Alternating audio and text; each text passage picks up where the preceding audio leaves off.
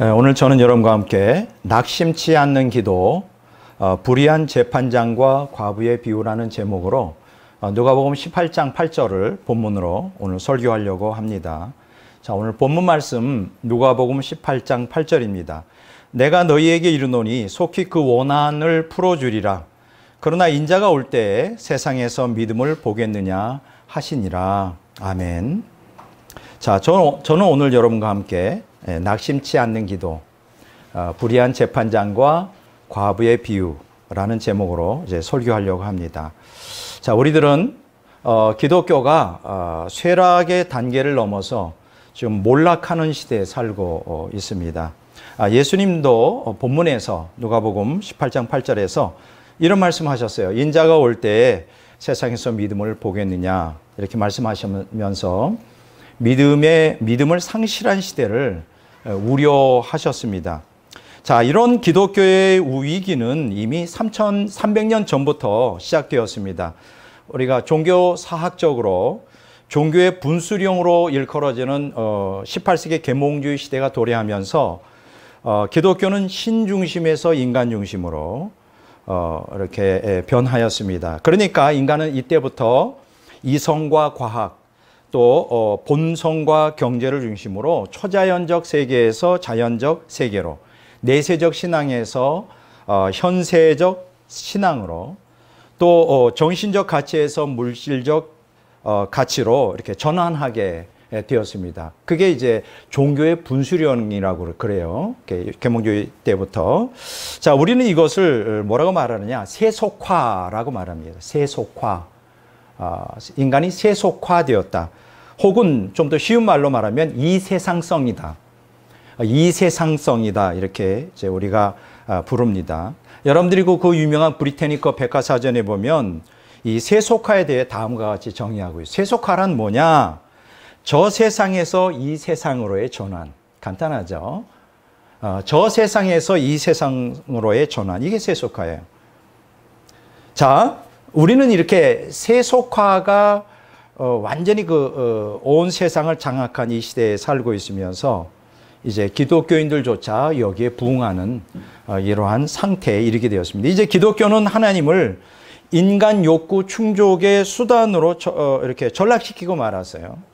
자, 이 말이 뭐냐? 인간의 욕구를 충족시키지 못하는 하나님이라면 더 이상 인간에게 그 하나님은 필요 없다는 거예요.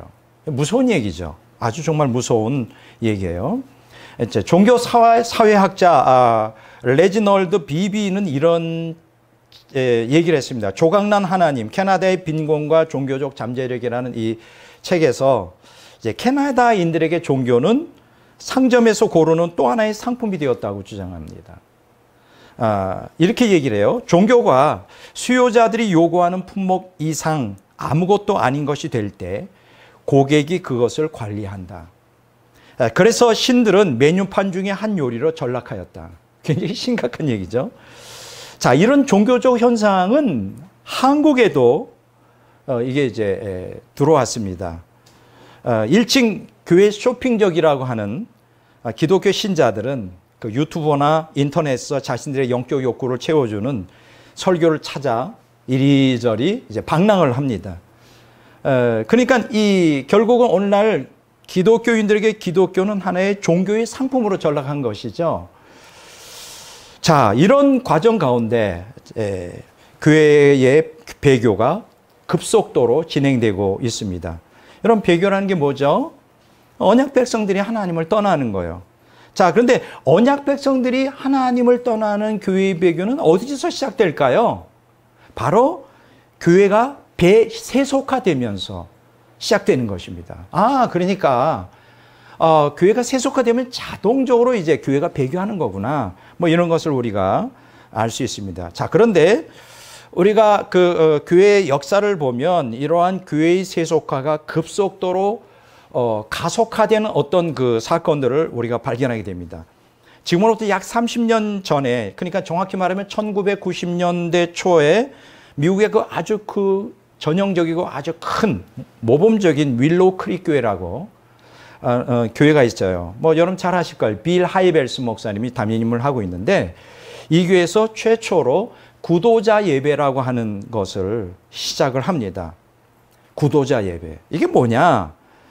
이거 이제 구도자라는 거는 이제 말 그대로 말은 좋잖아요. 구도자, 진리를 추구하는, 도를 추구하는 자. 근데 사실 그 뜻이 아니라 이게 이제 세상 사람들의 수준에 교회를 맞춰야 되겠다.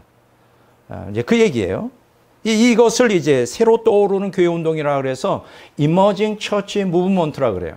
이머징 교회 운동이다 이렇게 말하는 겁니다. 자, 그럼 이 운동의 핵심이 뭐냐? 기존 예배가 너무 지루하고 단조롭다는 거예요. 왜냐하면 그 설교가 실생활과 동떨어져 있다는 거예요. 그래서 불신자들을 교회로 끌어들이기 위해서 불신자들이 이해할 수 없는 기독교 교리들을 신학적으로 풀어내는 것을 이제 포기해야 된다.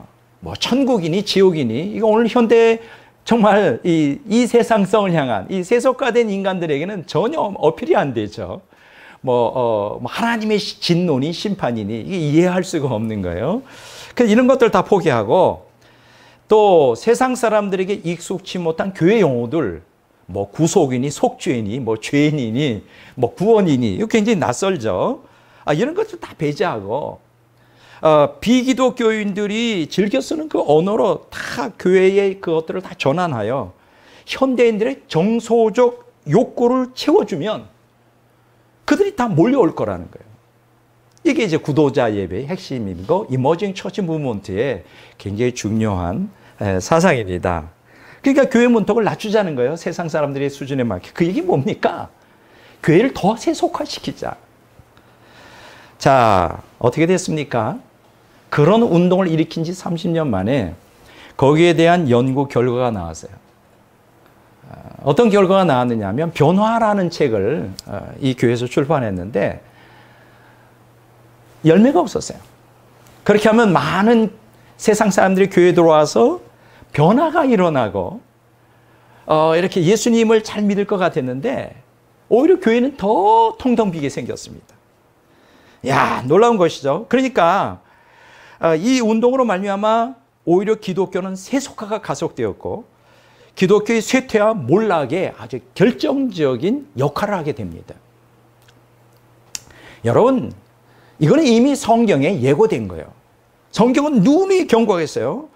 하나님의 백성들이 혹은 기독교가 하나님의 말씀을 떠나 세상과 인간 욕구 충족을 따라갈 때 어떻게 된다고요? 반드시 생명력을 잃어버리고 쇠퇴하고 몰락한다. 이거는 구약 성경에서도 신약 성경에서도 누누이 강조하는 거예요. 그러니까 교회가 생명력을 유지하려면 어떻게 돼요? 진리를 고수해야 돼요. 세상 사람들의 수준에다가 그들의 욕구에 교회를 맞추면 안 돼요. 그때는 망하는 거예요. 그래서 교회가 진리를 떠나 세상과 타협하는 순간 교회는 어떻게 되죠? 배교하게 됩니다. 오늘 설교는 바로 기독교인들이 세속화되어 멸망하는 것에 대해 경고하는 말씀과 그렇게 세속화되어 멸망하지 않도록 정말 필사적으로 기도하라. 이것이 사실 오늘 설교 내용의 핵심이에요. 이해가 되죠? 여기 오늘 낙심치 않는 기도, 불의한 재판장과 과부에 비해서 우리에게 전해주고자 하는 메시지의 핵심이라는 거 이해가 되잖아요. 자, 오늘 제가 이제 누가복음 18장 8절을 이제 본문으로 설교하려고 합니다. 아주 한 줄밖에 안 돼요. 뭐 길지도 않아요. 다시 한번 읽어볼게요. 내가 너에게 이르노니 속히 그 원한을 풀어 주시리라. 그러나 중요한 거예요. 그러나 인자가 올 때 세상에서 믿음을 보겠느냐. 굉장히 충격적입니다. 왜냐하면 누가복음 18장 1절에서 8절의 내용을 보면 뭐 기도 열심히 하라. 포기하지 말고 기도하라. 뭐 그런 얘기하는데 생뚱맞게 18장 8절 그 기도의 끝 마무리 결론에서 그러나 인자가 올 때 세상에 믿음을 보겠느냐? 아니 이게 도대체 무슨 말씀일까? 아마 성경을 읽는 많은 기독교인들은 그런 의미를 가질 거예요. 왜 이렇게 동문서답하시는 거야? 그런 뜻이 아니죠.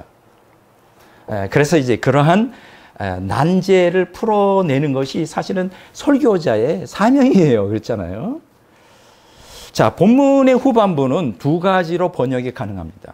그러니까 인자가 올 때 세상의 믿음을 보겠느냐를 어떻게 해석할 것이냐에 대해서 뭐 여러 가지 신학적인 얘기가 있는데 두 가지로 정리할 수 있어요. 첫째는 Contemporary English Version이라고 하는 영어 번역에 보면 이렇게 번역이 되어 있어요. But when the Son of Man comes, will he find on this earth anyone with faith? 이렇게 되어 있어요. 이걸 이제 제가 번역하면 그러나 인자가 올 때 이 세상에서 믿는 자를 찾을 수 있겠는가? 뭐 이렇게 번역할 수 있어요. 믿는 자가 있겠느냐? 예수님이 지상들을 할 때 믿는 자가 있겠느냐? 없다는 거죠. 거의 없다는 거예요. 두 번째, Amplified Bible이라고 하는 증보 성경에 보면 이렇게 번역되어 있어요. However, when the Son of Man comes, will he find this kind of persistent faith on the earth? 이게 무슨 얘기냐? 인자가 올 때에 이 세상에서 이같이 끈질긴 믿음을 가지고 기도하는 신자를 찾을 수 있겠는가? 조금 다르죠. 전자는 예수님이 지상대림하는 그 종말의 끝에 참된 믿음의 신자를 찾기가 어렵다는 얘기고, 후자는 그렇게 끈덕지게 기도하는 믿음의 사람을 찾기가 어렵다는 거예요. 이 두 가지 비유가, 그러면 저는 어느 쪽에 서느냐? 두 가지를 다 억셉트하는 입장입니다. 두 가지를 다 타당하다. 모두 두 가지가 다 타당하다. 왜냐하면 누가복음 18장 1절에서 8절의 그 낙심치 않는 기도의 권면을 위한 불의한 재판장과 과부의 비유가 인간의 필요와 욕망의 성취를 위한 기도 방법을 가르치고 있지 않기 때문이라는 거예요. 다시 말해서 이 기도의 비유는 일반적인 기도 방법에 적용되는 게 아니라는 거예요. 마치 하나님은 응답해 주고 싶어 하지 않지만 막무가내로 졸라대면 뭐 하나님이 무슨 소원의 기도든지 응답해 주실 수밖에 없다는 그 억지 기도의 원리를 본문이 가르치고 있지 않다는 거예요. 그래서 이제 오늘 이 말씀이 뭐냐 도대체. 그래서 이제 우리가 설교를 통하여 여러분들이 이 말씀을 바로 이해할 필요가 있습니다. 자, 먼저 누가복음 18장 1절에서 8절은 제목을 붙인다면 뭡니까? 불의한 재판장과 과부의 비유죠. 그런데 그 앞에 누가복음 18장 그 앞에는 뭐가 기록되어 있죠? 누가복음 17장 26절에서 37절에 보면 종말론적 경고가 기록되어 있어요. 자, 그런데 제가 성경을 깊이 연구해 보니까 누가복음 18장 1절 8절에 불의한 재판장의 과부의 비유와 누가복음 17장 26절에 37절에 종말론적 경고와 연관되어 있다는 걸 발견하게 됩니다. 아, 연관되어 있는 거구나. 여러분, 제가 지난번에도 말씀드렸지만 장절이 첨가된 기존의 성경 전통에 따라 누가복음 17장과 18장이 나누어져 있어서 서로 다른 내용을 다루는 것처럼 오해하기 쉬워요. 그렇잖아요. 17장에는 종말의 경고, 종말론적 경고를 얘기하고 18장에는 기도를 하니까 17장이나 해서 18장 넘어가니까 전혀 다른 내용이거나 이렇게 하는데 아니라는 거예요. 왜 아니냐? 옛날에 제가 분명히 말씀드렸죠. 이 옛날에는 장절이 없었어요. 장절이. 나중에 인간이 편리성을 위해 거기다 추가한 건데 누가복음 18장의 맨 끝 문장인 37절과 누가복음 18장의 첫 문장인 18장 1절 사이에 이어지는 헬러어가 대라고 하는 게 있어요. 대. 이 대가 접속사예요. 아, 그러니까 뭐가 깨닫습니까? 아, 누가복음 17장 26, 37절의 종말론적 경고와 누가복음 18장 1절에 8절에 이러한 그 기도에 대한 교훈이 같이 연결되는 같은 내용을 다루고 있구나. 이걸 깨닫게 되죠. 자, 그런데 NLT 성경이 이 접속사 대를 뭐로 번역했느냐? one day로 번역했어요. 어느 날. 전혀 다른 내용이죠. 잘못 번역한 거예요. 그래 앞단락과 이 끊어놨어요. 근데 이제 예를 들어서 Amplified Bible에 보면 also 또한이라고 번역했어요. 또 BB역에 보면 and 그리고라고 번역했어요. NIV 성경역에 보면 then 그러고 나서라고 번역했어요. NASB역에 보면 now 이제 이렇게 해서 앞에 있는 단락과 뒤에 있는 그 기도에 대한 단락이 연결되는 거로 연결했어요. 자, 그래서 여러분들이 성경을 많이 이렇게 연구를 해야 돼요. 하나의 번역만 보면 오해하기가 쉬워요. 자, 여기서 우리가 뭘 깨닫느냐? 접속사 하나의 번역 여부에 따라 본문 내용의 해석이 전혀 달라질 수 있다. 이 가장 대표적인 사례예요. 접속사 하나가 있느냐 없느냐 그걸 해석하느냐 해석하지 않느냐에 따라 전혀 내용이 달라질 수가 있어요. 제가 가지고 있는 귀한 그 주석이 있는데 12권짜리 주석이에요. 영어로 되어 있는데 The Expositor's Bible Commentary 제 10권째 이 본문에 대한 해석에 보면 이렇게 해설이 났어요. 제가 영어를 좀 한번 해석해 볼게요. This parable begins with a note on prayer but must be interpreted with a reference to eschatological theme in chapter 17. 이게 무슨 얘기냐?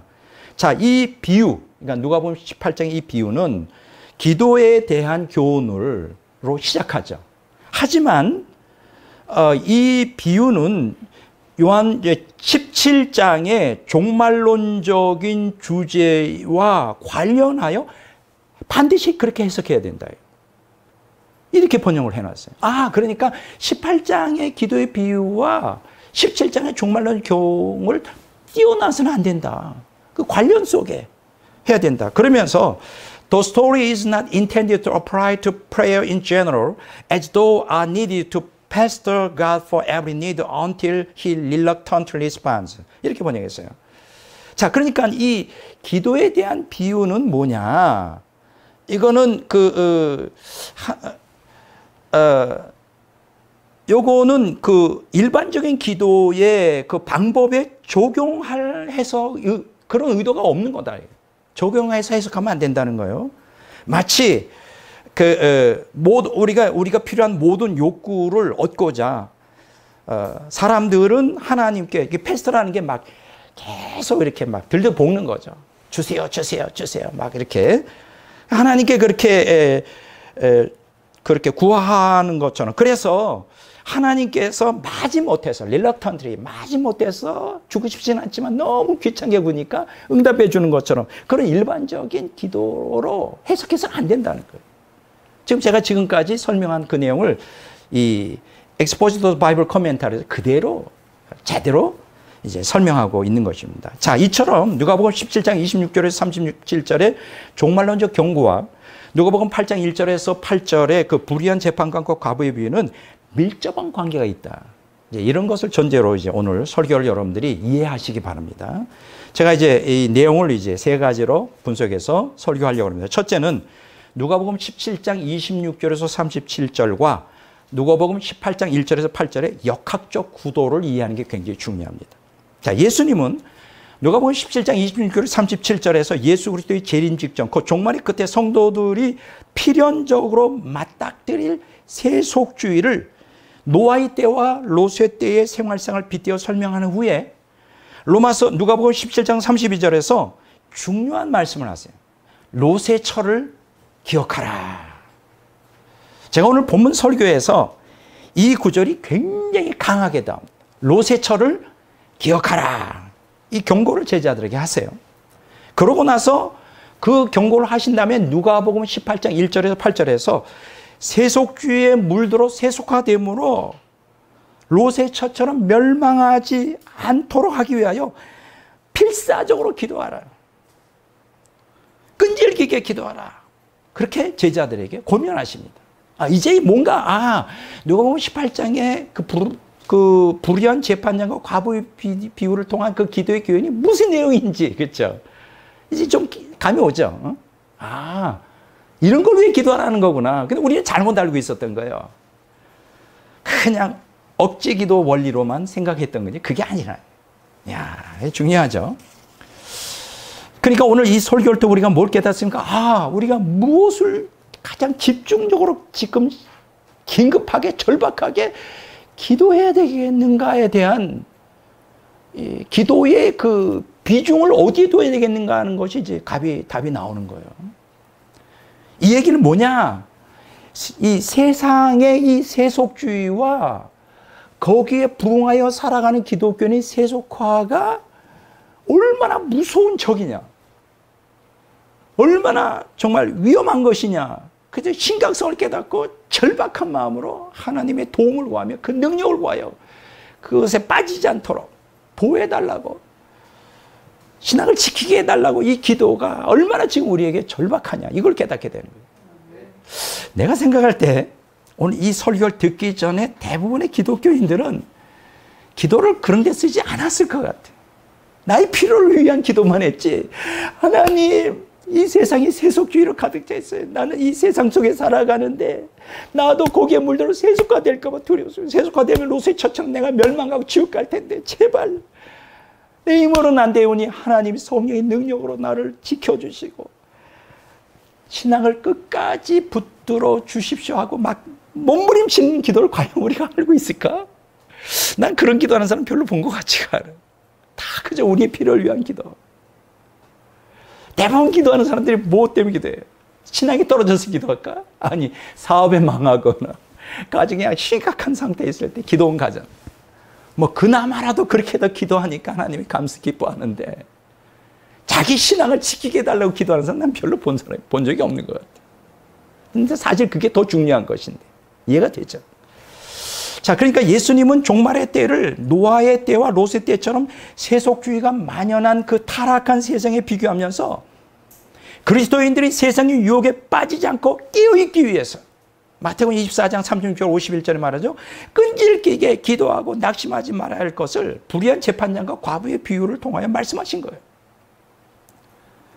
도기 제자들에게 롯의 처를 상기시키면서 세속주의의 영향을 받아 세속화되어 멸망하지 않도록 하나님의 능력과 보호를 구하는 기도를 끈질기게 필사적으로 하라. 그것이 오늘 사실은 설교에서 가르치는 핵심이죠. 자, 그런데 보세요. 예수님은 이렇게 심각하게 이 문제를 다루고 있는데 과연 기독교인들은 어떻게 생각할까요? 기독교인들의 세속화에 대한 우려가 예수님 이 기도의 교훈의 맨 마지막 누가복음 18장 8절에 나오고 있어요. 나는 이 구절을 읽을 때마다 마음이 너무 아픕니다. 난 마음이 막 무너져 내려. 이 구절이 뭐냐? 그러나 인자가 올 때 세상에서 뭘 못 보겠느냐? 믿음을 보겠느냐. 이 구절을 딱 말씀하셔. 이 구절을 딱 말씀해. 이게 뭐예요? 종말의 끝에 세속에 물들지 않게 하나님의 능력과 보호를 구하는 이러한 끈질기게 기도한 믿음의 사람과 끝까지 믿음을 포기하지 않는 진실된 믿음의 사람을 찾아보기가 거의 어렵다. 거의 없다. 거의 없다. 거의 어떤 면에서는 절망적인 얘기예요. 그 얘기는 뭡니까? 오늘 종말의 끝에 사는 이 기독교인들이 대다수가 이 세속주의에 물들어 세속화되어 롯의 처처럼 멸망의 지옥 간다는 게 대다수. 거기에 대한 예수님의 그 찢어지는 이 경고의 말씀입니다. 자, 우리가 어떤 자세로 이 기도를 해야 되겠는가? 누가복음 18장 1절 8절을 제가 읽어보겠습니다. 예수께서 그들에게 항상 기도하고 낙심하지 말아야 할 것을 비유로 말씀하여 이르시되 어떤 도시에 하나님을 두려워하지 않고 사람을 무시하는 한 재판장이 있는데 그 도시에 한 과부가 있어 자주 그에게 가서 내 원수에 대한 나의 원한을 풀어주소서 하되 그가 얼마 동안 듣지 아니하다가 후에 속으로 생각하되 내가 하나님을 두려워하지 않고 사람을 무시하나 이 과부가 나를 번거롭게 하니 내가 그 원한을 풀어주리라. 그렇지 않으면 늘 와서 나를 괴롭게 하리라 하였느니라. 주께서 또 이르시되 불의한 재판장이 말한 것을 들으라. 하물며 하나님께서 그 밤낮 부르짖는 택한 신 자들의 원한을 풀어주지 아니하시겠느냐. 그들에게 오래 참으시겠느냐. 내가 너에게 이르노니 속히 그 원한을 풀어주시리라. 그러나 인자가 올 때 세상에서 믿음을 보겠느냐. 좀 이해가 됩니까? 여기서 낙심하지라는 번역된 엔카케인의 원형 엔카케오는 현실적인 어려움에 부딪혀서 상심하다, 지치다, 자포자기하다, 의기소침하다, 무기력하다 이런 뜻이에요.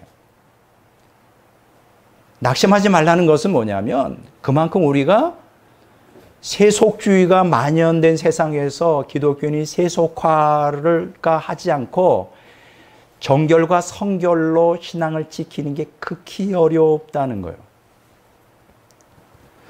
여러분들이 오늘날 이 물질주의가 팽배한 이 세상에서 신앙을 지키는 게 쉽다고 생각하면 여러분들이 착각하고 있는 거예요. 그거는 이미 그 사람이 세속화되어 이 세상에 거부하지 않고 있는 상태. 정말 정말 신앙을 지키기가 어려운 시대예요. 지금 한번 보세요. 지금 코로나가 창궐하고 있는데 저는 1년 전부터 얘기를 했어요. 근데 그 한겨레 굉장히 그 진보적인 신문인데 거기에서 전문가가 얘기를 했어요. 저하고 1년 전에 하던 얘기 그대로예요. 코로나는 종식이 안 된다. 그리고 집단 면역이라는 게 사실은 그거는 이론뿐이지 실제적으로 이루어질 수가 없다. 그 얘기는 뭐예요? 종식이 안 돼요. 지금 백신 가지고도 안 되고 그럼 어떻게 돼요? 같이 살아야 되는데 이러한 코로나 재앙 속에서 오늘 신앙을 지키는 자가 몇 명이나 될까? 제가 분명히 말씀드립니다. 이러한 코로나 재앙 속에서도 하나님을 자기 목숨처럼 사랑하고 예배를 자기 목숨처럼 소중히 여기는 자들을 하나님은 자신의 눈동자처럼 사랑하고 보호해 주실 거예요. 그런데 오늘 대다수의 기독교인들은 하나님보다 이 코로나 재앙을 더 두려워하여 교회를 다 떠나, 교회 다 문 닫고 있어요. 이게 지금 제가 지금 얘기하는 게 하나의 이론이 아니에요. 사실이에요. 실제적으로. 우리가 어떤 상황 가운데서도 하나님께 예배 드리는 것을 포기하면 안 됩니다. 차라리 죽을지언정 그런 그 목숨을 건 신앙을 오늘 우리가 발견할 수 있나요? 인자가 세상에 올 때 믿음을 보겠느냐는 이 탄식이 오늘 우리들에게 그대로 적용되는 시대에 살고 있어요. 여러분 정신 차려야 됩니다. 제 얘기를 하는 게 아니에요. 성경을 정확하게 바르게 해석하는 거예요. 우리는 세속주의에 물든 세상 속에서 이런 세상 사조와 풍조를 가르치는 것이 거스린 것이 너무 어렵습니다. 그냥 세상과 타협하거나 세상을 사랑하지 않기 위해 세상을 이길 수 있는 능력과 보호를 하나님께 구하며 포기하거나 좌절하지 말고 필사적으로 믿음으로 기도하며 믿음을 지켜야 되는 시대인데 그런 사람이 몇 명이나 되겠느냐? 거의 없다는 거예요.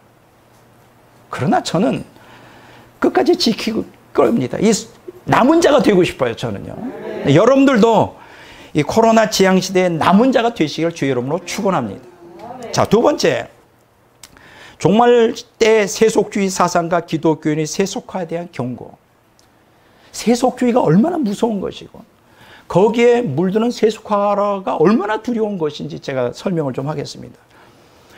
지금 누가복음 18장 1절 8절에는 낙심치 않는 기도를 예수님이 기독교인들에게 촉구한 이유가 바로 누가복음 17장 26절에 33절에 나와 있어요.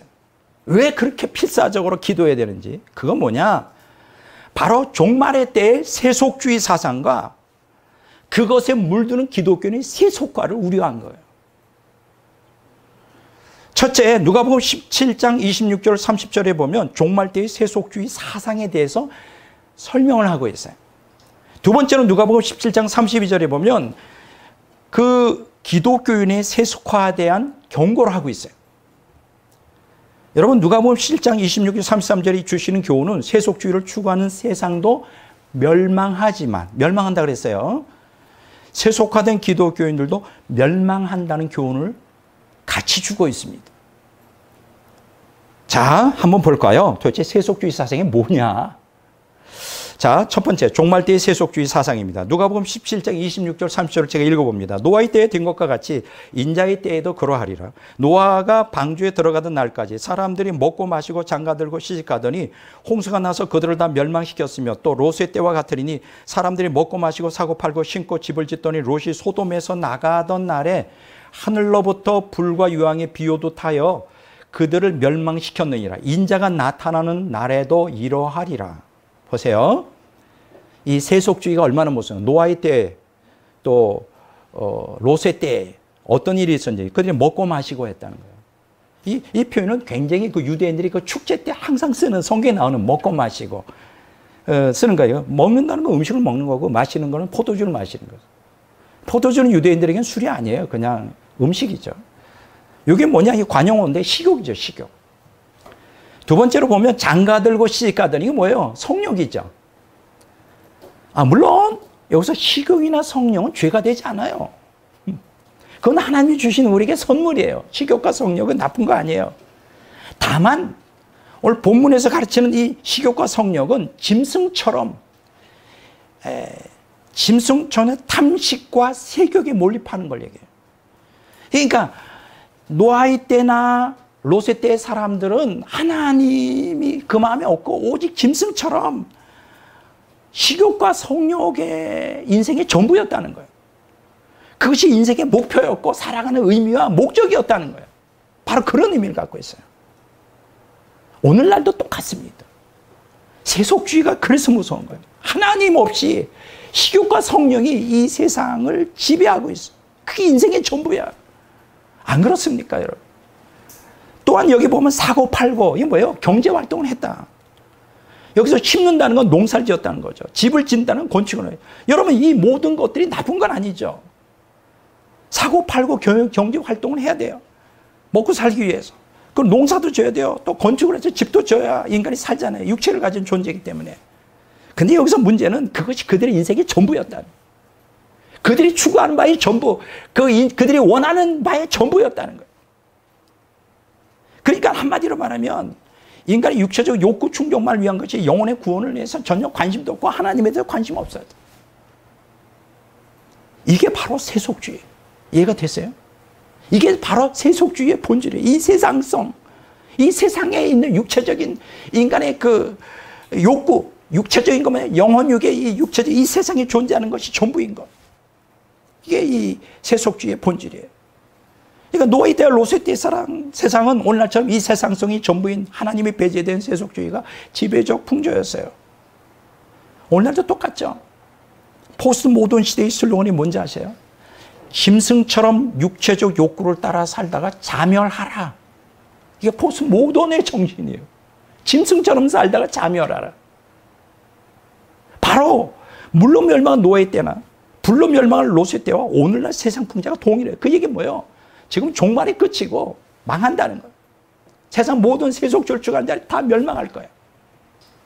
자, 그런데 거기서 끝나지 않아. 지금 세상 사람들에게 대한 관심이 아니라 여기에서 뭐냐면 롯의 철을 기억하라.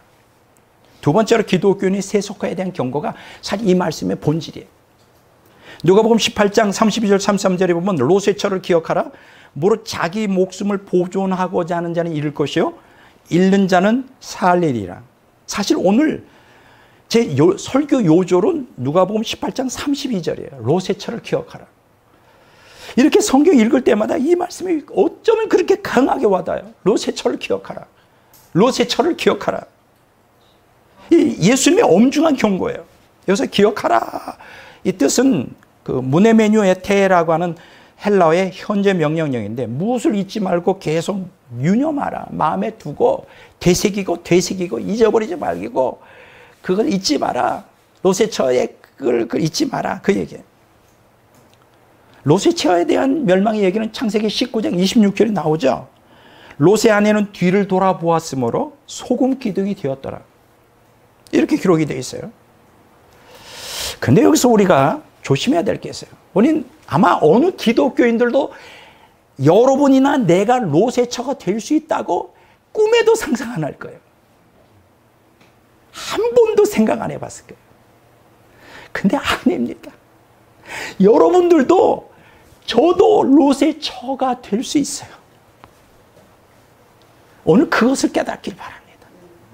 아, 나는 롯의 처 수준은 아니야. 그래도 롯의 처는 불신자였을 거야. 그 사람은 세속적인 사람일 뿐 아니라 불신자였을 거야. 아니에요, 여러분. 롯의 처는 롯처럼 언약 백성이었어요. 아브라함과 함께 하나님을 만났고 신앙생활 하던 사람이에요. 하나님 믿는 사람이었다는 거예요. 결코 그것을 간과해서는 안 됩니다. 아마 오늘날 롯의 처가 있다면 내가 생각할 땐 교회에서 최소한도 집사, 권사 정도는 됐을 거예요. 교회를 다녔다는 거지. 근데 왜 롯의 처가 멸망했을까? 그가 하나님을 안 믿어서가 아니라 하나님을 믿는 언약 백성이었지만 소돔성의 세속 문화 문명에 완전히 물들어 있었어요. 이게 문제예요. 하나님의 언약 백성으로 롯처럼 성결한 삶을 살지 않았다는 거예요. 롯은 성결한 삶을 살았어요. 야, 그거 보통 신앙 아닙니다. 롯은 성결한 사람을 살았어요. 소돔과 고모라 성 안에서. 근데 롯의 처는 달랐어요. 롯의 처는 영적으로 깨어있지 못한 세속적인 언약 백성이었다. 오늘날 그런 기독교인들이 말이에요. 예수님 믿긴 믿어요. 근데 철저히 세상의 세속주의에 물들어 세속화되어 세상 사람과 다른 게 하나도 없어. 세상 사람처럼 이 세상을 향해 모든 희망과 이 세상성, 이 세상의 모든 소망과 모든 사랑과 천국이나 하나님의 사명이나 뭐 그런 거 전혀 생각하지 않는 기독교인들이 다수를 차지하고 있어요. 그들이 대화하는 거 보면 다 알아요. 그냥 남편 자랑에다가 자식 자랑에다가 돈 자랑에다가 좋은 차 산 것 자랑에다가 좋은 집 산 것 자랑. 맨날 교회 가면 그냥 우리 교회는 뭐 그런 사람 하는 사람도 없지만 그냥 자랑, 그냥 세상 것. 거기다 또 더해서 막 걱정 근심이 또 많아. 어떻게 하면 더 잘 살아야 되느냐. 요새 코로나 때문에 경제가 망해서 큰일 났어요. 큰일 났어. 어떻게 먹고 살아야 될지 막막해. 왜 그걸 걱정하시는지 모르겠어. 하나님께 의지하지 않고. 그런 기독교인들이 얼마나 많은지. 롯의 처예요, 롯의 처. 나도 롯의 처가 될 수 있다는 거 결코 잊지 마시기 바랍니다. 여러분, 만약 우리 역시 세속주의의 풍조를 따라 살아간다면 저와 여러분 역시 롯의 처와 같은 운명에 처할 수 있음을 결코 잊지 마십시오. 이런 저의 주장이 거짓말이 아니에요. 바라보세요. 누가복음 18장 32절에서는 롯의 처를 기억하는 그 이어지는 구절이 뭐예요? 누가복음 18장 33절에 이런 말씀이 있어요. 무릇 자기 목숨을 보존하고자 하는 자는 잃을 것이요 잃는 자는 살리리라. 이게 뭐예요? 자기의 목숨 보존한다는 게 뭐예요? 옛사람의 욕망대로 살아간다는 거죠. 그걸 내려놓으라 이거예요. 이것을 좀 더 자세하게 뚜렷하게 설명한 데가 마태복음 16장 24절 25절이에요. 예수께서 제자들에게 이르시되 누구든지 나를 따라오려거든 자기를 부인하고 자기 십자가를 지고 나를 따를 것이니라. 누구든지 제 목숨을 구원하고자 하면 잃을 것이요 누구든지 나를 위하여 제 목숨을 잃으면 찾으리라. 바로 이거죠. 그럼 롯의 처는 어떻게 했어요? 예수님을 따라가지 않았어요. 믿긴 믿었지만 머리로만 믿었지 따라가지 않았어요. 예수님이 제자의 삶을 살지 않았어요. 자기를 부인하지 않았어요. 자기 십자가를 지지 않았어요. 그러니까 망하는 거지. 욕망대로 살았어요. 오늘 예수님 믿으면서도 자기를 부인하지 않고 세속화되어 세상을 사랑하며 롯의 처처럼 망합니다. 오늘 대다수 기독교인들이 이걸 잘 몰라요. 그게 안타까워요. 자, 세 번째. 그러면 롯의 처에 대해서 제가 설명했는데 좀 더 구체적으로 롯의 처처럼 깨어있지 못한 기독교인들에 대해서 좀 설명을 하려고 해요. 좀 더 자세하게 도대체 롯의 처가 어떻게 살았을까? 우리가 롯의 처처럼 된다는 게 뭘 의미하는 것일까? 누가복음 17장 26절 32절에서 종말 때의 세속주의 사상과 기독교인의 세속화에 대한 경고와 같은 내용을 다루고 있는 게 어디냐? 마태복음 24장 42절에서 51절과 누가복음 21장 34절에서 36절에 보면 롯의 처처럼 깨어있지 못한 기독교인들에 대한 경고가 거기 또 기록이 되어 있어요. 그리고 같은 맥락 속에서 마가복음 13장 32절 37절에 보면 깨어있으라 깨어있으라 깨어있으라 깨어있으라 4번이나 반복적으로 우리에게 권면하세요. 얼마나 심각했으면 그렇게 하실까. 그러니까 롯의 처는 깨어있지 못한 거죠. 깨어있지 못하는 건 세상을 사랑했다. 자, 두 가지 비유를 말씀드리겠습니다. 신실치 못한 종의 비유를 벌써 말씀드리겠습니다. 마태복음 24장 42절에서 44절이에요. 거기에도 들어가는 초입비에 깨어있으라고 반복하여 2번 말씀하신 예수님은 마태복음 24장 48절에서 51절에서 깨어있지 못해 신실하지 못한 종의 비유를 통해 기독교인들에게 경고하고 있어요. 자, 읽어볼게요. 만일 그 악한 종이 마음에 생각하기를 주인이 더디 오리라 하여 동료들을 때리며 술 친구들과 더불어 먹고 마시게 되면 생각하지 않은 날 알지 못하는 시각에 그 종의 주인이 이르러 엄히 때리고 외식하는 자가 받을 벌에 처하리니 거기서 슬피 울며 이를 갈리라. 여기서 슬피 울며 이를 간다는 건 지옥 간다는 거예요. 그럼 여기에 주인의 종이 누굴까? 신자죠. 신자예요, 신자. 불신자가 아니에요. 근데 어떻게 행동을 했기에 지옥 갔을까? 롯의 처처럼 멸망했을까? 그 얘기예요. 여기 보면 동료들을 때리며 술 친구들과 더불어 먹고 마시게 되었다는 거예요. 여기 동료들이라는 게 뭐예요? 같은 주인을 섬기는 종들이니까 같은 신자들끼리지. 교회 안에서도 이 같은 신자들끼리도 사랑하지 못하고 용납하지 못하고 때리는 거예요. 폭행을 휘두르는 거예요. 꼭 뭐 주먹만 하는 게 말로 때리고 막 멸시하고 이렇게. 근데 이게 재밌는 게 있어요. 여기 때리며라는 게 헬러 원어면 때리기 시작하며 이라는 뜻이에요. 이게 무슨 얘기냐면 주인이 있을 때는 안 때려. 주인 눈치 보느라. 주인이 사업 때문에 멀리 갔어. 그러자 때리기 시작하는 거예요. 이게 뭘까요? 주인 앞에서만 잘 보이려고 하는 위선적 태도죠. 오늘 교회 안에 그런 사람들이 얼마나 많은지, 우리 교회는 물론 없습니다만은 그러니까 위선적으로 주일날 나오면 경건한 것 같아. 근데 아주 개판이야. 이런 사람이 로세초와 같이 깨어있지 못한 자. 자, 두 번째 보면 이게 또 기가 막힌 일이 있어요. 술 친구들과 더불어 먹고 마셨다 그러세요. 그럼 여기서 술 친구들은 누구예요? 종이 아니죠. 세상 사람들과 오히려 방탕하게 살았다. 제가 분명히 말씀드립니다. 오늘날 많은 기독교인들이 세상 사람처럼 방탕하게 살아요. 다른 게 하나도 없어. 그들과 틀리지 않아요. 방탕하게 살았어요. 본문은 하나님의 뜻을 행하는 하나님의 종으로서의 사명을 망각하고 같은 기독교인들에게 포악을 행하며 세상 사람들과 같이 유격적 쾌락만을 추구하는 위선적 기독교인들은 어떻게 될까요? 로세초처럼 멸망한다. 그거죠. 이런 설교를 좀 오늘 많은 기독교인이 들어야 되는데 아마 들어도 눈 하나 까딱 안 할 거예요. 두려워하지 않을 거예요. 그거는 내게 속하지 않아. 나는 로세처럼 나는 아니야. 절대 아니야. 옆집 아저씨는 아줌마겠지. 나는 아니야. 여러분 심각하게 들어야 돼요. 자, 두 번째. 누가복음 21장 34절에서 36절에 보면 항상 기도하며 깨어있으라. 이 말씀이에요. 읽어볼게요. 너희는 스스로 조심하라. 그렇지 않으면 방탕함과 술취함과 생활의 염려로 마음이 둔하여지고 뜻밖의 그날이 덕과 같이 너에게 임하리라. 그러므로 너희는 장차올 이 모든 일을 능히 피하고 인자 앞에 서도록 항상 기도하며 깨어있으라 하시니라. 여기 본문에 보면 조심하라고 명령해요. 이게 무슨 단순히 경계하는 뜻이 아니에요. 너 자신에게도 일어날 수 있다는 그 가능성을 심각하게 생각하면서 이러한 일들이 발생하지 않도록 조심하라는 거예요. 그런 뜻이에요. 헬라어 원어에는. 근데 여기 성도들이 조심해야 될 내용이 세 가지가 말씀드렸어요. 첫째가 방탕함, 두 번째는 술 취함, 세 번째는 생활의 염려예요. 자, 이 세 사항을 조심하지 않으면 어떻게 되냐면 마음이 둔해진대요. 자, 여기서 먼저 한번 방탕하는 게 뭔지 보겠습니다. 방탕함이라는 게 세상 것에 탐닉해 방종하는 거예요. 세상 것을 좋아하는 거예요. 돈 좋아하고 뭐 돈 싫어하는 사람은 그거 절제해야죠. 좋은 집 좋아하고 좋은 아파트, 나 그냥 기독교인이면서 그런데 탐닉하는 사람들, 이거 방탕한 거예요. 세상과 다른 사람이 안에서 온 쾌락을 쫓아다니고, 두 번째 이게 술 취하는 거예요. 술에 만취된 상태예요. 근데 저는 여기서 술에 만취된 상태만을 얘기한다고 생각하지 않아요. 세상에 취해 살아가는 거예요. 세상 사람들처럼 세상의 욕망에 취해 살아가는 기독교인들이 얼마나 많은지. 그러면서 주일날은 그냥 거룩거룩 찾으면서 기독교인이라 그래. 내가 볼 때는 가짜야, 엉터리.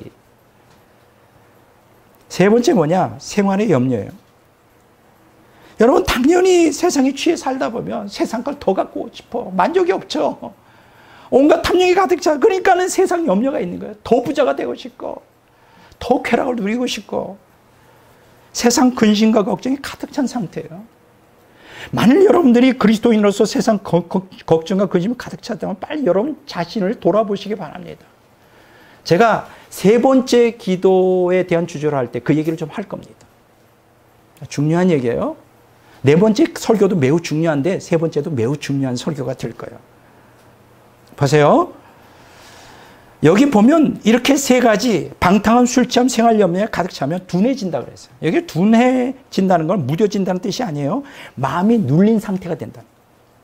Amplified Bible에 보면 be overburdened and depressed 이렇게 번역되어 있어요. 버든은 뭐예요? 짐이죠. 짐으로 이렇게 눌려져 있는 상태예요. 아주 이 눌려져 있는 거 depressed 이렇게. 그러니까 이게 뭐예요? 그러면 뭐가 눌려져 있는 거예요? 뭐가? 여기 보면 하나님의 뜻을 분명히 알아요. 보여져요.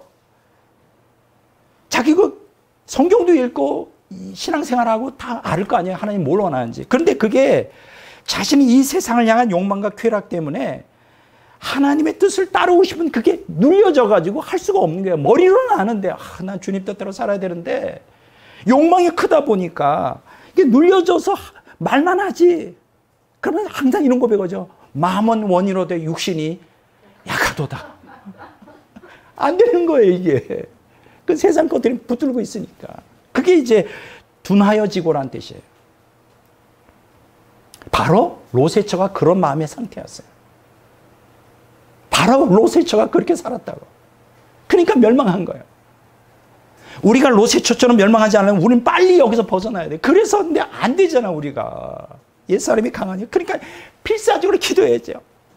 어? 불의한 재판장과 과부이죠. 하나님 살려주세요. 나 이런 상태에서 지옥 가고 싶은, 저는 롯의 처처럼 살다가 지옥 가고 싶지 않습니다. 그러면 분명히 그 사람이 역사를 하세요. 그 소원을 들어주신다. 성경이 나오잖아요. 그 원한을 풀어주리라. 속히 풀어주리라. 그런데 그런 기도하는 사람이 많지가 않아. 하늘의 별따기야. 하나님, 나는 거룩하게 살고 싶어요. 이 세속주의가 만연한 세상에 내가 세속가 되어 롯의 처처럼 망하고 싶지 않습니다. 제발 나는 지옥 가고 싶지 않아요. 나는 하나님을 사랑하고 싶다.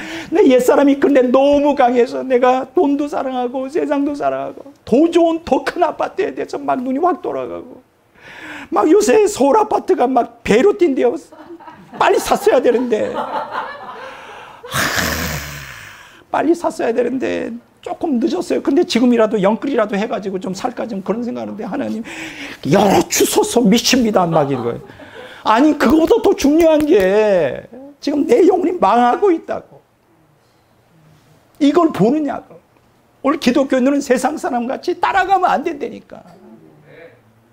롯의처럼 소돔성 사람과 똑같은 삶의 방식을 살았다는 언약 백성인데. 근데 안 되잖아요. 하루아침에 이게 옛사람이 안 바뀌어요. 그러니까 필사적으로 하나님 불의한 재판장과 과부에 비해서라면 제발 좀 나를 죄를 끊어주시고 주님 사랑하는 저 그런 기도했습니다. 6개월간 기도했더니 끊어지더라고요. 하나님이 그 기도를 얼마나 기뻐하시는지. 근데 그런 기도하는 사람이 거의 없다는 거예요. 세상에 올 때 믿음을 보겠느냐, 세상에서. 참 너무 안타까운 거예요. 그러면서 그러므로 성도들이 이런 덫에 걸리지 않으려면 어떻게 되느냐. 능력이 있어야 돼요. 성령의 능력을 받아야 돼. 그러기 위해서 어떻게 했냐. 깨어 경계하며 기도하라는 거. 오늘 본 말씀을 있잖아요. 항상 기도하며 깨어 있으라. 제가 이게 증보성경에 보면 이렇게 나와요. Keep awake. 계속 깨어 있으라. Then watch at all times. watch는 뭐예요? 경계하라는 거지. at all time 24시간 경계하라.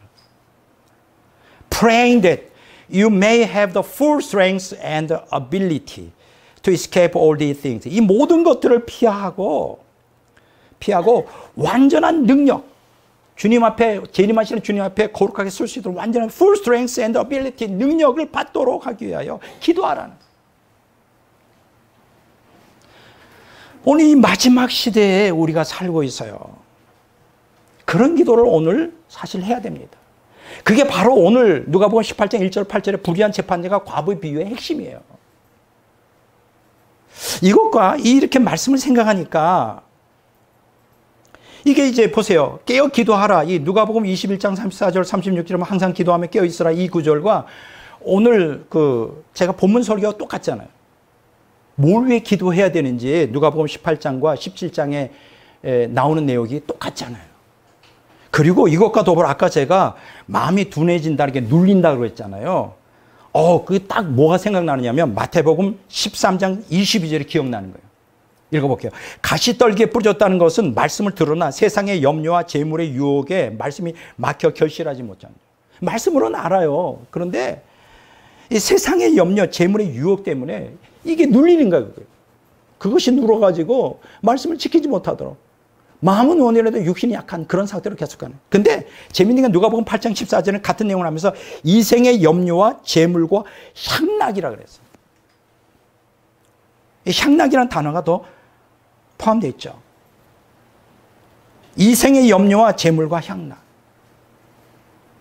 이런 것들이 오늘 기독교인들을 누르고 있으면 안 돼. 그러면 영적 진보가 없어요. 세상 사람처럼 매일 걱정, 근심, 불안한 상태에 살다가 멸망하는 거예요. 제가 아까 우리 교육자들하고도 일찍 와서 기도하고 준비하며 대화를 하면서 제가 이런 고백을 했어요. 지금 코로나 재앙이 지금 굉장히 격심해지고 앞으로 더 심해질 텐데 이상하게 내 마음에는 영적 희열로 가득 차 있다. 내 안에는 그 성령이 주시는 평안이 나를 주도하고 있다. 이제 이해가 잘 안 될 수 있어요. 야, 백 목사 너 혼자만 이렇게 평안하면 되냐? 나한테 좀 주든지, 아니면 말하지 말고, 이 사람, 그렇지 않아도 더워서 지금 복창 터지는데, 너가 도대체 뭐야? 난 아무것도 아니에요. 다만, 성경 말씀대로 살려고, 신앙을 지키려고 발버둥하는 거예요. 기도하고. 나는 여러분보다 더 능력이 뛰어나거나 영성이 높다고 난 생각해 본 적이 없어요.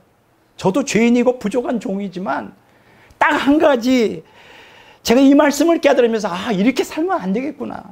왜 저라고 물질에 대한 욕망이 왜 없겠어요? 왜 저라고 육신적인 욕망이 왜 없겠어요? 세상처럼 사람처럼 다 누리고 싶지.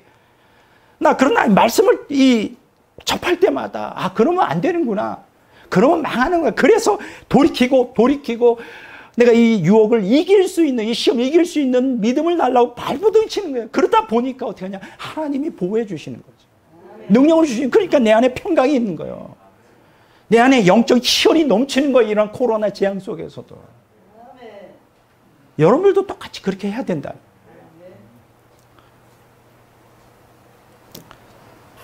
결론 부분을 내겠습니다. 기독교인들은 노아의 때나 롯의 때와 같은 세속주의 사상이 지배하고 있는 종말의 때에 살고 있어요.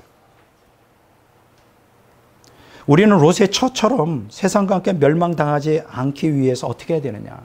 한 가지밖에 없어요. 믿음을 지키는 거예요. 근데 믿음이 그렇게 쉽게 지켜지지 않지. 그렇죠? 그럼 어떻게 되느냐? 누가복음 18장 1절 8절에 있는 교훈대로 하면 돼. 불의한 재판장과 과부에 비유해서 가르치는 대로 세속화되지 않도록 성령의 능력을 구하면서 하나님의 보호를 갈망하는 거예요. 그런데 그 과정이 쉽지가 않아요. 자꾸만 또 실패해. 하나님께 나아가다 실패하고 좌절하고 그러다 또 세상에 또 죄짓고 낙심하지 말라는 거예요. 그렇다 할지라도. 포기하지 말라는 거예요. 끝까지 하나님의 은혜를 구하며 세속주의가 만연된 이 세상에 세속화되지 않기 위해서 롯의 처처럼 멸망할 수 없습니다. 하나님. 나는 하나님 앞에 거룩하게 정결하게 살다가 천국 가기를 원합니다. 이 갈망을 가지고 주님 나를 도와주십시오. 이런 낙심치 않는 필사적인 기도를 하는 사람 하나님 왜 안 도와주시겠냐. 오늘 우리에게 이런 기도가 얼마나 절실하고 절박. 지금 코로나 사태에서 가장 중요한 게 이 기도가 아니겠어요? 또 이런 얘기 할지 몰라요. 목사님은 잘 이해가 안 돼요. 나 지금 돈이 필요하다고. 알아요, 알아. 저도 그거 다 알아요. 그러나 하나님이 여러분을 성령의 능력으로 이 마음을 지켜주시면 다른 문제가 다 해결된다니까. 거기 다음번, 세 번째 내가 설교해요. 이렇게 의문 가질지 몰라요. 지금 2번에 걸친 설교가 다 우리 영혼 지키고, 그렇죠? 하나님 뜻대로 하나님이 나를 다스리기를 원하고. 그러면 왜 개인적인 소망은 왜 기도를 안 가르치냐? 제가 3번째에서 내가 가르칠 거예요. 그냥 조금만 기다리시면 돼요. 내가 분명히 여러분들에게 말씀드리지만 불의한 재판장과 과부의 기도를 하십시오. 다른 모든 것들은 다 하나님이 해결해 주셔요. 그 하나님의 능력을 경험하시라고. 걱정하지 마시고. 걱정하지 마세요. 코로나보다 더한 재앙이 와도 기독교인들은 염려하거나 근심하면 안 돼요. 아무 걱정하지 마세요. 성경이 계속 약속하고 있잖아요. 하나님이 함께 해주시고 책임지신다니까. 그 우리에게 깊은 평안으로 인도하셔요. 저는 여러분과 함께 오늘 우리가 이런 기도가 얼마나 절실하고 절박한지 깨닫게 되시기를 주의 이름으로 축원합니다.